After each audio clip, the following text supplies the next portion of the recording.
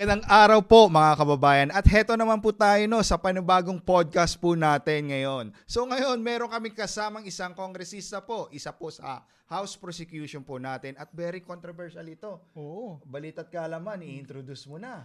Siyempre, walang iba kundi ang isa sa mga pinakamaganda. Yun, Yes! agree na agree tayo dyan. No, saka Lone District Representative ng San Juan, Attorney Bel Zamora. Thank Yan, you. welcome Hello po. Thank you, RJ1 and RJ2. Ayun. So, controversial ako dahil... Isa ka sa House Prosecutor ko at syempre marami na rin nagbabash sa'yo nung Tama. nagsimula in-interview na siya. Alright. So, ngayon kung syempre pag-uusapan natin kasi ikaw po yung House Prosecutor. So, impeachment ang pag-uusapan natin ngayon kong. Kasi syempre hindi pa rin namulat ang ating kababayan, Totoo. ang taong bayan. Bakit ba tayo ngayon kong tuloy-tuloy yung impeachment? Hindi ba tayo nagsasawa dyan? Gusto marinig ng taong bayan na bilang isang lawyer din, no? Syempre, gusto marinig ng taong bayan kung ano ba talaga itong essence, ang Pinaka-point, tumbok ng impeachment. Yes. Tama, no? Kailangan bumalik tayo sa punto, sa main point ng impeachment. At ano ba nga ito, no? Dami tayong narinig na yung allegations, yung sinasabi, betrayal of public trust, culpable violation of the Constitution, high crimes, may tatlo pa yan, graft and corruption. Okay. Ang punto ng impeachment ay protektahan yung tanggapan, yung office. At usually, yung mga office na involved dito o yung mga posisyong involved sa impeachment ay yung matataas lang. Presidente, Vice President, Supreme Court Justices, no? Kukunti lang ang impeachable officers. Ito yung mga pinaka-importante, pinaka-mahalagang positions. Kaya may grounds lang tayo. Yan nga yung sinabi kong betrayal of public trust. Ang punto nito ay yung tao bang nakaupo ay karapat-dapat bang manatili sa kanyang posisyon. Yes. Siya ba ay fitness to yung may kung may ginawa siya, ito ba ay dapat magstay siya sa kanyang position? Dapat ba siyang manatili sa kanyang position? Or because of what that person did, hindi siya karapat dapat maging presidente, vice president, o justice, o ombudsman, ganon. So, it is about the fitness of the person. So, in this case, dito sa impeachment ng ating Vice President, no? Yung unang tinalakay natin na article, yung tungkol sa threats. Yes. Ang punto lang ng threats na yon, huwag natin tignan lahat ng yung mga criminal elements. Hindi to criminal case. Hindi tayo nasa isang regional trial court o municipal trial court. Impeachment court to. Lagi natin narinig yung term sui generis, meaning kakaiba in a class of its own. So, ang punto dito ay yung pagbibigkas niya ng threats against the President, the First Lady, and the former Speaker of the House. Ito ba ay actuations ng isang Vice President? Gusto ba nating naririnig to sa isang napakataas na official o second highest official of the land? Are these actuations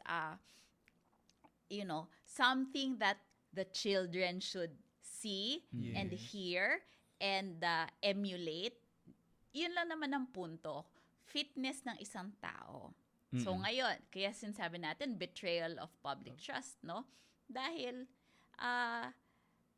sinira ba niya yung tiwalang binigay sa kanya ng taong bayan nung siya ay hinalal? Ngayon, nasa confidential funds tayo. Opo. Dumidiretso na ako, no? Opo.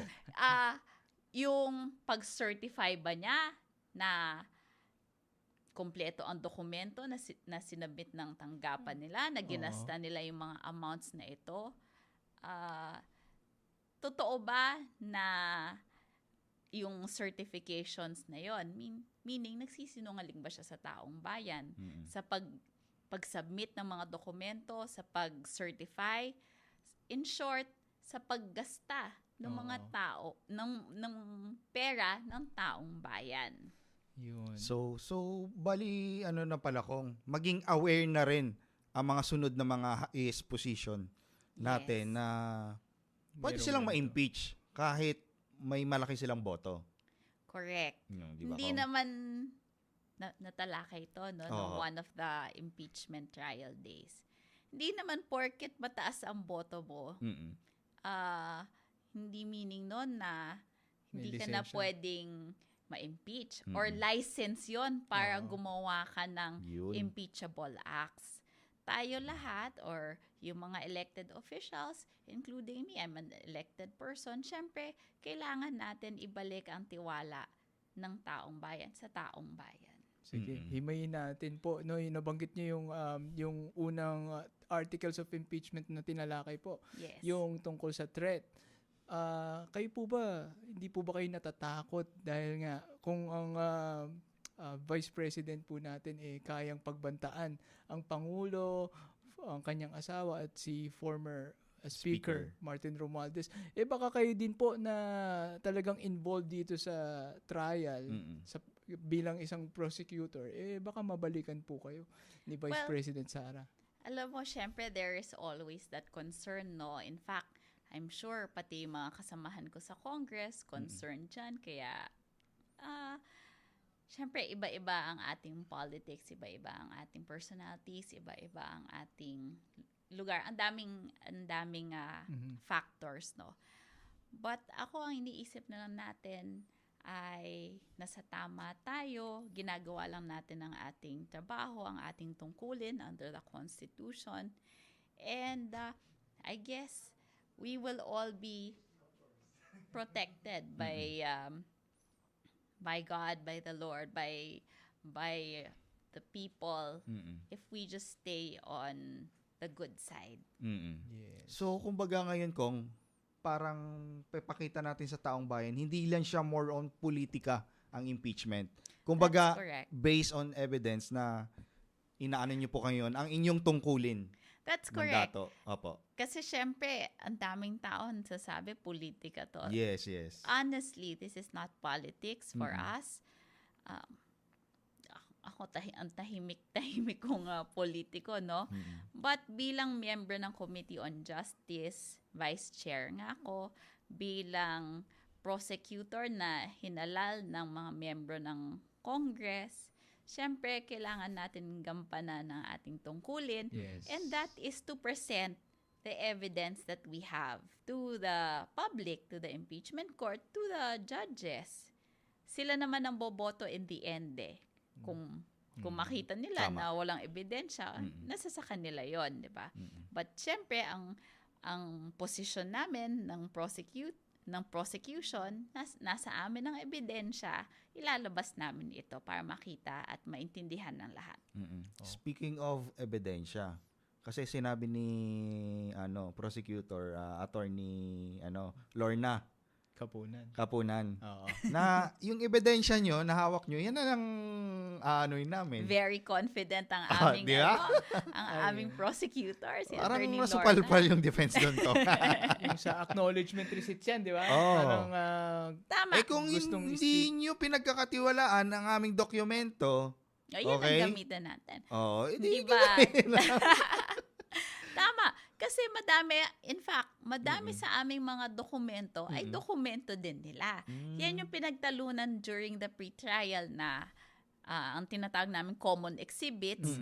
Meron kaming sarili namin marking pero ayaw nilang common marking.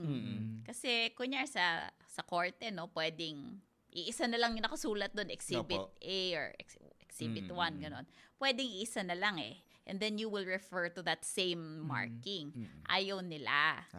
Well, of course, that was a way also for us. Ang tingin namin, that was a way also for Strategy, them to no? delay the pre-trial or pahabain yung proceedings. Yung pala That was pinakaano pala. for us what we felt during the pre-trial. But ito nga, sabi ni Attorney Lorna, di gamitin natin yun. Pwede naman din talaga. Para hindi nila questionin kasi dokumento nila yun. Di sigurado naman na pinapaniwalaan nila yung authenticity ng kanilang dokumento. Nang ano po ba yun? Natuloy po ba yun? Or talagang in-insist nila na kailangan pang isa-isa? So, ang next step pagkatapos nun ay magko-compare nga ng documents para to do sa witness natin na naputol ang kanyang testimonya. Para hindi na iisa-isahin lahat ng steps to authenticate a document. Ngayon siguro banggitin ko sa inyo. Opo. Dahil impeachment court nga to, sa totoo lang, dapat hindi tayo maging masyadong technical. Hindi tayo maging parang isang trial court, regional trial court, municipal trial court, kung saan technical dapat kasi susunod ka dapat sa rules of court kung paano ipakita o ilabas ang isang ebidensya sa korte, kung paano mag-testify ang isang witness. Dito sa impeachment court, dahil ang end goal natin dito ay mapakita sa taong bayan yung ebidensya, dapat hindi tayo maging masyadong technical. And so far naman, we appreciate the presiding officer's rulings. Paminsan, di ba, may mga objections sa testimonya, sasabihin niya, kung kaya naman sagutin, sagutin. So, we appreciate the presiding officer's rulings dahil ang goal natin lahat nga ay mailabas ang ebidensya, makita ng taong bayan at ng mga senator judges. Whether or not kung kanino yung magpapabor, kung sa prosecution or sa that's correct. depensa. Pero ito po, yung nabanggit niyo po kasi itong mga parang strategy ba to? Baka delaying tactics. Di ba, ito rin po, yung nakasampang petition sa Supreme Court, mukhang na-dismiss na po recently. Yes, in fact, nung binabanggit o nagre-refer nga, naalala ko si attorney, defense lawyer, si attorney Ferrer. Si attorney Ferrer na maybe yung binabasa niya yung kanilang side, patungkol dun sa motion for judicial notice. They were referring pa to the Supreme Court petition, kasalukuyang dinidismiss o na-dismiss na pala nung at that time, Baka yun yung nag-trigger sa Korte Suprema para gumalaw. Minention nyo kami, So, yun, that just means na ang bola ay nasa impeachment court na, tapos na yung proceeding sa Committee on Justice, sa House of Representatives, at moot na nga yun, meaning tuloy-tuloy na ang proceedings sa impeachment court. Pero po recently, mukhang hindi rin po nabalitaan ni Vice President Sara Duterte na na-dismiss na yung ruling sa Korte Suprema. Kasi nung in-interview po siya, parang kahapon, yung nagbanggit pa siya na bendalo lang daw po itong impeachment trial dito sa Senate. Ano pong masasabi niyo dun sa remarks niya na yun? Baka hindi pa nga niya nabasa o nabalitaan. Pero abogado ng ating Vice President, I'm sure pag nabasa niyan, maiintindihan na din niya. So, walang bendalo na nangyayari dito sa Senate impeachment trial.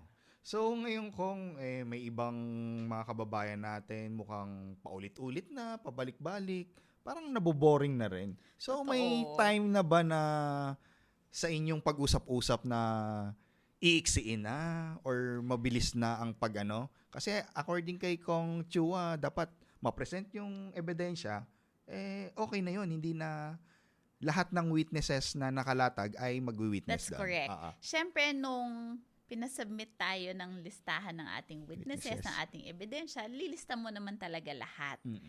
Pero, pwede namang i-present lang natin ang pinakamahalaga, ang most important pieces of evidence natin, and ang most important witnesses natin. Present natin yon at makikita agad ng taong bayan kung ano yung punto, ano yung gist ng article na yon. syempre ayaw natin pare-parehong mabore. Opo. Tayong prosecutors, defense, yung judges, ayaw natin mabore sila, ayaw natin mabore ang taong bayan. Yes. Kundi mawawala ng interest. Yeah, opo. And ang gusto natin talaga ay tuloy-tuloy ang kanilang interest dito. Hindi lang, again, no, hindi ito politika lang. Ito ay protecting the institution or the office of the Vice President. So, kailangan natin tong matapos din agad Opo. para tumuloy na ang trabaho ng bawat opisinang involved dito. Yes. Tapos, napansin ko lang ko nga as, syempre, nagva-vlog dito. So, ang nangyari, parang maraming fake news noon na sa house pa. Pero ngayon, parang mulat yung taong bayan. Parang nawala yung fake news na yan. Kasi yung mga nilalatag na ebidensya, parang nakasubaybay yung ang mga manonood po sa impeachment ni Yang Kong. So ano niyo po doon? Masay po. Yun nga ang mahirap sa sa panahon ngayon. I guess dahil sa social media mas aware ang madaming tao, pero mas madaming ang fake news din na lumalabas. So, we just hope that the public will be more discerning, kilatisin nila lahat ng lumalabas, and as much as possible, let us rely on mainstream media, and then if we have, for example, social media, compare natin dun sa mainstream media o yung mga nandun talaga sa Senate. Kunyari kayo, nag-a-attend kayo ng trial, nanonood kayo dun, no? Wag naman tayo makinig o wag naman basahin yung mga alam mong imbento naman, 'di ba? I'm pare-pareho naman para sa kapakanan nating lahat ito. Ayun, speaking of invento, sabi diba? Di ba meron pong ini-spin itong 40 million peso na medicine daw po napamahagi sa mga kababayan naman daw po natin. Ang isip-isip ko lang po dyan, posible po ba yun? Bibili ka ng 40 million peso worth na gamot. O orderin mo pa yan may procurement process pa yan. Tapos i-deliver pa sa'yo. Tapos i-distribute mo in just 11 days na gawa nila. Di ba? Baka pa-expired na yun. ang daming ang daming daig nilang DSWD. Ang daming acknowledgement receipt. Iba-iba siya. Okay, hindi pa natin pinupuntahan yung signatures kung magkakamukha, 'di ba? Yes. Ito lang. Yung acknowledgement receipt. Confidential funds. Ito lang ang dapat isipin natin. Confidential funds to. Tinalakay naman last week kung para saan yung confidential funds. Yes. I guess sabi nga, for confidential matters, intelligence funds for intelligence matters, no? Well, again, no, sabi nung auditor, hindi porket confidential or intelligence fund, secret ng buong proseso. May accounting pa din yan, may liquidation pa yan dahil pera to ng taong bayan. Yes. Okay, so kung confidential funds ang pinag-uusapan natin, bakit yun ang ginamit to buy medicines? Yun lang. Hindi naman siya confidential matters, which medicines, it's not about protecting the national security or national interest. Tama. But sige, granting nga na Binili mo. na binili yun, bakit walang mga resibo? Bakit walang sinubmit? Saan binili? Saan binili? At sino tong mga taong ito nga na supposedly tumanggap ng perang yon? Ng medicine din, no? Sino yung Diba? tumanggap? So, Anong babalik sakit? tayo. Sino si Mary Grace Piatos? At bakit siya tumanggap ng ganyang amount para sa ganitong purpose? Sino apparently may Renan Piatos. Sino yon? Mas Grabe. malaki yung kay Renan. Asawa pala. Asawa ba ni Renan? Si Mary Grace. Grabe, no? Kaabang-abang na to. Ang daming pangalan. Siguro, sabihin natin na, sabi nila, may nagpunto last week na madami nga daw na may sakit o nagugutom, ganon, no? Madaming pagkukulang sa mga probinsya. Ganon. Tinanong yung witness. Pero hindi naman ito yung funds na dapat ipamahagi sa ganong purpose. So, ibang purpose yung binilan nila. Sa Pero kayo- hindi naman. Kunyari yung Oo. isa pa, Opo. 'di ba binanggit na yung mga na-prevent yung Pag-attack. attacks. Ah. Dapat ba gamitin ang DepEd funds to Yun prevent lang. attacks? Paano kaya nila Para sa atin na-prevent? hindi, 'di ba? Anong Kong, para enlighten ang taong bayan kasi DepEd hanggang high school lang 'yun, 'di ba? Yung Yes. CHED kasi College. universities, College. colleges. Yes. O niyo Kong, i-elaborate kasi Okay. nagamit yung DepEd na ganun. So, Doon una, sa- sabi, yung sinabi nyo. confidential, di ba? Opo. Confidential funds ng DepEd. Mm. So, unang-una, bakit tayo gumagamit ng confidential funds ng DepEd? DepEd. I mean, yun yung mga basic na tanong, no? Yes. Mm. Tapos, gagamitin yon para sa Intelligence. yung to prevent the Mm-mm. attacks of Attacks. the CPP, NPA, Mm-mm. ganun, no? Parang hindi makatarungan na yun ang gamitin. Gagamitin. Oo. Tama. Of course, babalik tayo doon sa unang witnesses natin dun sa confidential funds. Yung 2 land bank employees na nagsabi na lumabas ang pera galing sa land bank. It was highly unusual. It was unusual, di ba? Yes. Na maglabas ng cash na ganun kalaki. Mm-mm.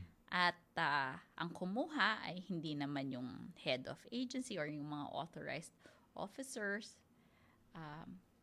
Saan napunta yung pera? Pagkatapos nilabas sa kanila, pagkatapos nila withdraw. Usually Yun ang po, katanungan.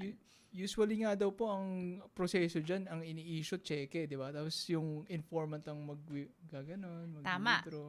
Remember, land bank to, di ba? Opo. Bangko to ng gobyerno. Hindi, pang-sweldo to na usually, di ba? Land bank, pang-sweldo ng mga government officials. So, nakakapagtaka nga naman na maglalabas ng bulto-bultong cash from land bank.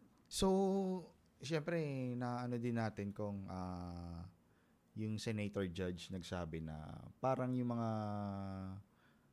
yung officer na nagbigay ng pera or disburse. Ayan. Kumbaga, siya yung mananagot. Tama ba yan, Kong? So, sa ating rules, Mm-mm. I guess the essence no is that there is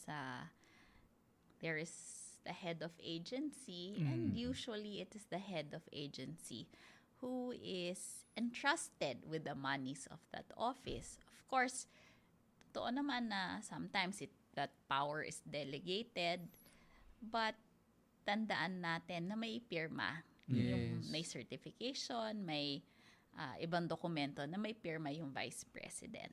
Yun lang. Kung ako maniniwala ako kung siguro mga worth maliit lang, no? Pero kung 125 million, I don't think na yung Kung walang utos niya. walang utos. Yung saka napanood po natin, no, yung sa testimony nga po ni SDOG na Acosta noon na inamin niya na Inutos yung nga sa siya. Congress, Quadcom. yes. Oo. inutos lang po sa kanya Oo. ni Sara Duterte na Kasi ibigay. yung ganong kalaking amount, hindi naman gagalaw ang Yung officer niya. isang officer Disbursement. by himself, by herself, kung walang utos mula sa napakalaking perang involved. Kanina po merong press con kanina sila Congressman Terry Ridon, pati sila Attorney Dino De Leon. Yan nga po parang binabanggit nila doon na nakakabahala na baka sa mga susunod na araw ilaglag nila itong yung SD o nga po na si Gina Nako, Acosta. madaming laglagan na Para- mangyayari. Para daw po mailigtas o maisalba itong si Vice President Sara Duterte. Ano pong masasabi niyo doon? No comment. No comment, pero nangyayari talaga yan. Sa mga sa mga ibang incident ng katiwalian. May mga Ako, madami escape route. talagang ganyan, no? I'm Escape sure, route po, maski no? na sa mga yung mga iniimbestigahan ngayon sa Ganun. ng Yes. gobyerno, may laglagan din na mangyayari. So ito na lang po no, yung sa mga signatures po, balik po tayo dito sa mga signatures na sa acknowledgement receipts. Meron po bang witness na isasalang na handwriting expert po? Okay. So again, no, madami tayong witnesses na nakalista. Titingnan namin kung kailangan magsalang ng handwriting expert. But in the meantime, kasi maganda yung testimonya ng una nating mga witnesses. Tignan natin kung sino pang isasama kasi ayaw din natin tumagal. And again, no, hindi pa tapos to. Nasa umpisa pa lang tayong bahagi ng confidential funds. So, dapat panoorin natin lahat para mapagtagpi-tagpi, ma-connect natin lahat ng kanilang testimony. Natanong lang po namin kasi naalala namin po yung impeachment trial ni Erap Estrada. Yes. Di ba? Nag-compare ng Yung Jose Velarde na signature. Iniisip namin baka meron. Kasi libo-libo po itong acknowledgement Pero receipts. naalala nyo nung hearings noon sa Congress, dun lumabas yung signatures, yung penmanship, magkakamukha. Magkakamukha po. So parang naisip po namin, sa libo-libong acknowledgement receipts po na na-receive natin, baka meron dun isa man lang nakahawig ng signature ni Sarah o kaya yung mga malalapit na tao po sa kanya. Speculate. That's all we can do for now. Correct. Pero sa tingin niyo po, well, syempre maganda ang testimony na mabibigay ng isang handwriting expert, di ba? So, tingnan natin. Yun, kaabang-abang. Pero yung mga box kasi ang daming box Ngayon lang kami nakakita sa Senado. Ang Sa dami. Congress naman, wala namang pinadala mga box na yan, Kong. Ano po yun? Ito yung sa box ng yung kulay red. prosecution, yung may red na sticker. So, doon nakalagay lahat ng documents na a-identify nung witnesses natin. So, yung mga acknowledgement receipts nga, yung mga certifications, doon nakalagay lahat ng ating ebidensya. Yung mga... So, I guess, for confidential funds, nakita nyo naman na binubuhat na lahat papasok ng trial ng impeachment court, no? Ayun silang lahat. Yung mga ibang box pa po doon, mga bank records, sa ano pa Iba po pa yun, sa yun. ibang article. Iba pa yun, yes. Yun. Sa unexplained wealth pa yung bank records. Kaabang-abang. So, Exciting yun para sa madaming tao, yung unexplained wealth. Ang last namin na tanong is, anong aabangan ng taong bayan po sa proceeding next week, Monday, Tuesday, and Wednesday po? So next week, syempre tuloy pa rin yung witnesses in relation to confidential funds. Alam kong medyo boring ito para sa lahat. Pero sana manood pa rin tayo. Subaybayan po natin para malaman naman natin ang whole picture. Ma-connect natin dun sa mga testimonya na una nang nailabas. And tayo naman din taong bayan na maghuhusga. Dahil ang senador, sila makikinig naman sa taong bayan yan, di ba? Taong bayan ang huhusga. Kung ito ngang paggamit ng confidential funds for other purposes, yan yung tawag nating misuse nga, ay betrayal of public trust or pagtataksil ba to sa tiwala ng taong bayan. Ayun. So, manood lang tayong lahat. Huwag kayong mabore. Maski na medyo boring. May mga pangalan mang lalabas. Malay nyo, may iba pang Mary Grace Piatos. Diba? Si Mikuto. Nakita ko dun, si Mikuto. Ang galing na very creative. Grabe. Di ba, inano din yun ni, Attorney Ligutan? Dapat pag may pirma. May Sinabi original name, may full name yun. So meaning, yung pirma ay alias ba din yun? Kung alias yung pangalan. Gabi, no? Tinanong din si Attorney Wamel, yung witness, na for 10 years niya, nagtatrabaho siya.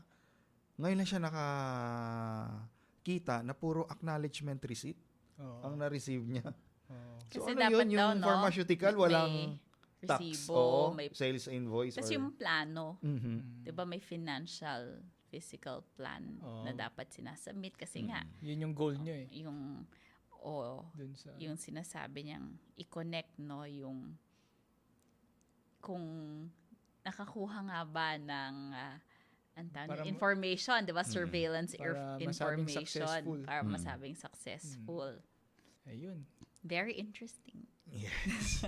So, ayan po mga kababayan, no. So, abangan nyo po ulit at maraming salamat po, Congressman Bel Zamora. Thank you very much. Thank you so much po. At marami pong natutunan ang ating pong mga kababayan sa araw na to. So, guys, abangan nyo po ang susunod namin na podcast. Kasama ulit si Balit at Kaalaman. Yes, and syempre, RJ Angeles RN, no? Dito lang po. Kita-kita tayong muli. Let's do this again. Let's go! Bye! Thank you, Ko! Thank you. Thank you so Thank much. you.